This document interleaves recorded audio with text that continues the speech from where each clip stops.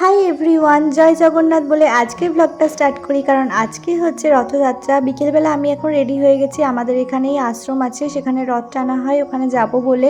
এই গ্রিন কালারের ড্রেসটা আমি অনেক দিন আগে কিনেছিলাম, বাট পরাই হয়নি, তাই আজকে পরলাম। তো চলো, এই দেখো আমি আর মা বেরিয়ে পড়েছি। আর আজকে আমি হাঁটতে হাঁটতেই যাচ্ছি, কারণ স্কুটি নিয়ে গেলে ওখানে প্রথমত ভিড় হয়, আর দ্বিতীয়ত একদম কাছেই, হেঁটেই চলে যেতে পারবো। তো এই দেখো এখানে বাচ্চারা এরকম রথ টানছিল। আমারও দেখে ছোটোবেলার কথা মনে পড়ে যায়, কারণ আমিও আমার বন্ধুদের সাথে এরকম নিজেদের হাতে রথ বানাতাম, তারপরে সেটা টানতাম। তো মা একটু টেনে নিল এখানেই।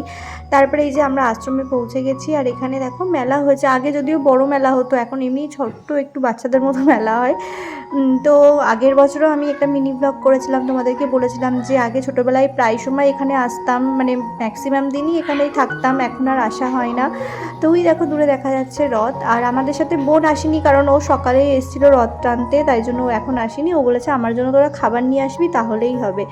তো তারপরে আমরা বেশ কিছুক্ষণ আশ্রমটা ঘুরলাম। অনেক বড় এরিয়া নিয়ে তৈরি এই আশ্রমটা, পারলে একদিন তোমাদের সাথে ফুল ভ্লগে শেয়ার করব।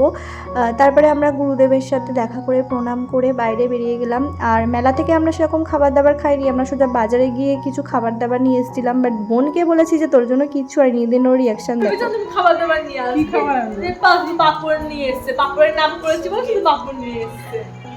আমি ভাবলাম চাউমিন টাউমিন নিয়ে আসবে মনে হয়। এই মোমোর নাম ভাবছিলাম মাকে বলবো যে মোমো নিয়ে আসবে, দিয়ে আর মানে বলিনি ওটা, পাপড় নাম বলেছি, শুধু পাপড় নিয়ে এসছে।